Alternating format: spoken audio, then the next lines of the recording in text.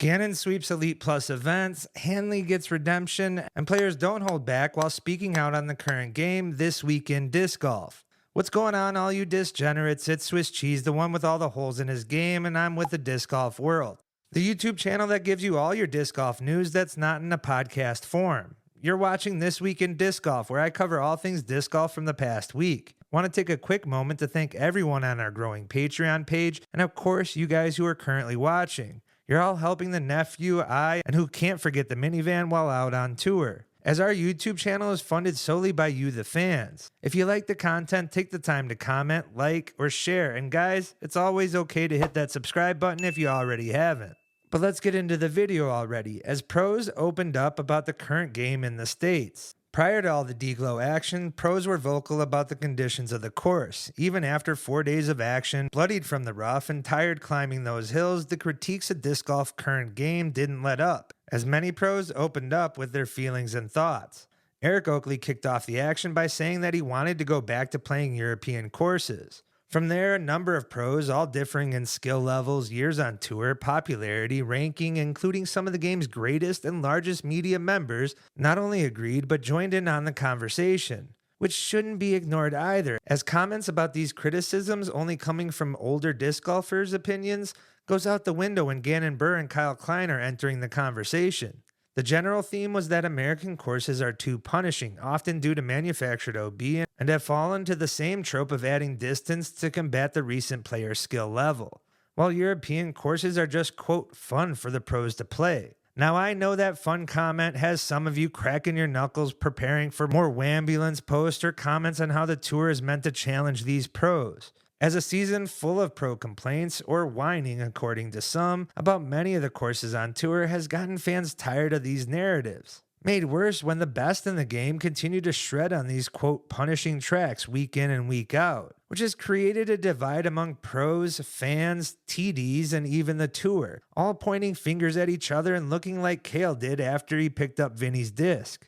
Understood, as we continually are navigating a sport still in its infancy, especially considering its live coverage. It seems fans are demanding for lower scores and courses that challenge the pros, which has resulted in TDs responding with more OB ropes, tighter landing zones, precarious pin placements, extending holes, or creating new courses altogether on golf properties, all in an effort to bring scores down. However, in those efforts, it has often lowered scoring separation, proven by DGLO's back half, where 4 holes were played for par by over 70% of the field throughout the weekend, continuing to be one of the worst scoring separation courses on tour, and certainly highlighted in these pro comments. No one, even the pros, would agree in course design being made for the middle of the pack players. Those calls, even when made by prominent TDs, simply put, are trying to downplay the severity of these pros' criticisms. Instead, pros herald the challenge that European-style courses bring and welcome them.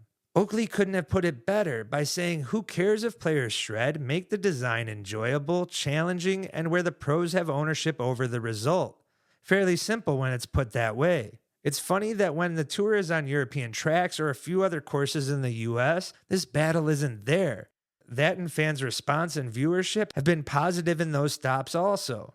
The continued ignoring of these facts could hurt the game in the States and possible future course design, as it has already been proven that great locations or course design is not exclusive to Europe. We have courses that match this model in New London, Brewster, Maple Hill, and Fox Run, to name a few, and we're about to lose one of those to development. But with the need for coverage quality and room for spectators for the tour, these issues seem to more greatly impact the US stops at this point. And if we're being honest, the efforts to make the courses more challenging oftentimes come at the detriment of the visuals of our sport on these tracks also, even when they actually deliver on lower scores. Shoot, you only need to look at this year's Worlds, where even through spotty coverage, New London outshined Ivy Hills by most fans' consideration over the week, whether on coverage or in person, as most of the holes at Ivy Hills certainly portray that punishment and manufactured OB and lazy lines in these players' complaints that are being ignored or worse, criticized.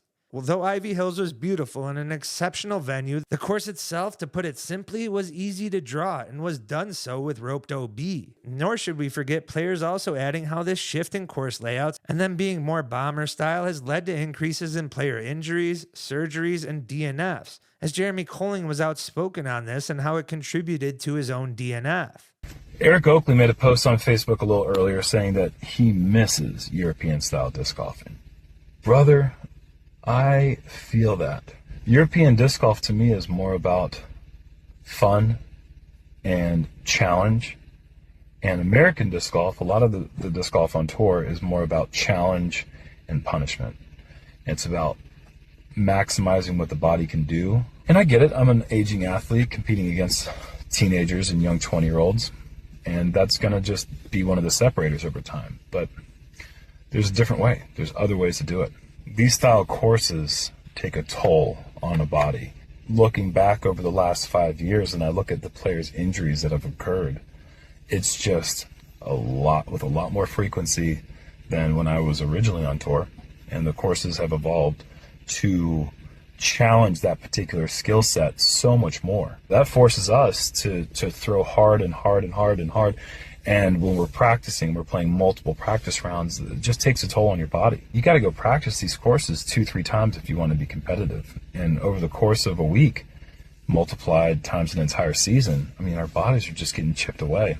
Many pros have discussed course layouts, and the schedule contributed to injuries for multiple years now, even with the Disc Golf Pro Tour's efforts to improve that through scheduling. But if we're being honest, it is yet to be shown through course selection. From what we have seen directly while on tour and the pros being more and more vocal, it certainly appears at the moment that they're not being heard.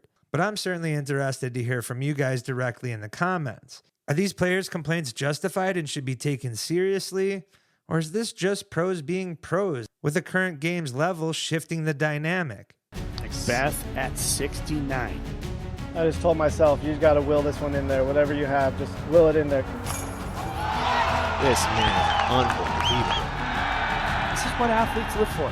This is the moment.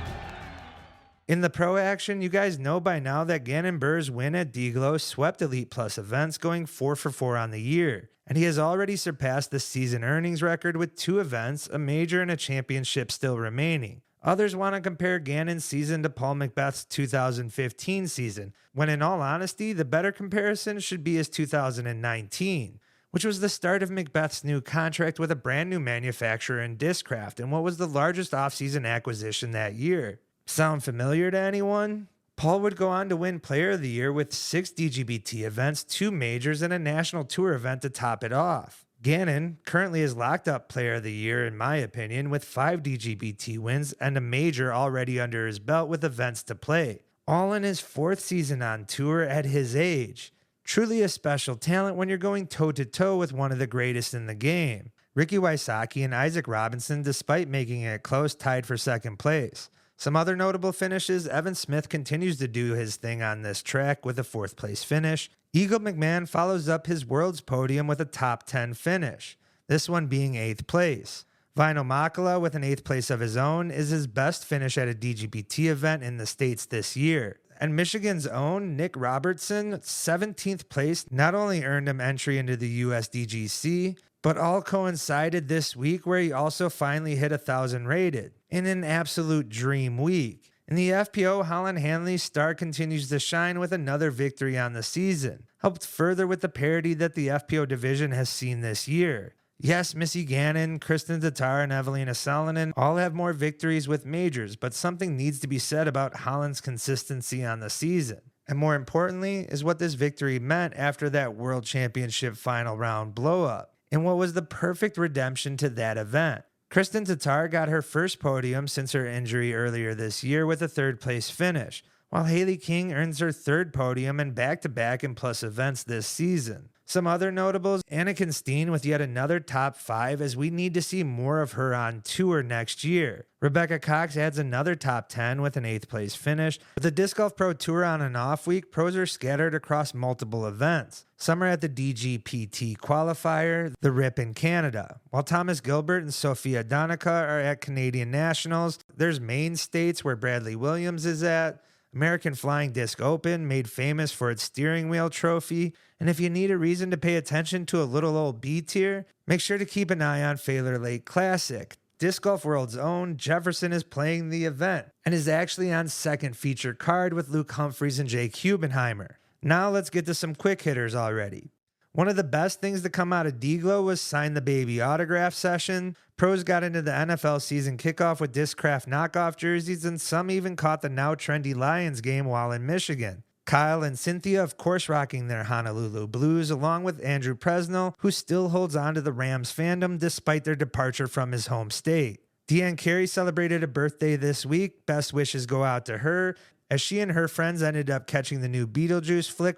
Seppo Paio revealed he and his wife got married over a month ago, revealing it to friends and family at a recent birthday party. Congratulations goes out to them. Evelina is still basking in that world championship overseas in Finland, meeting with politicians for breakfast, an absolute must tourist stop with a Niagara Falls photo op. You had Vino and all the other buddies out there, while Burge and Weatherman decided to catch it at night.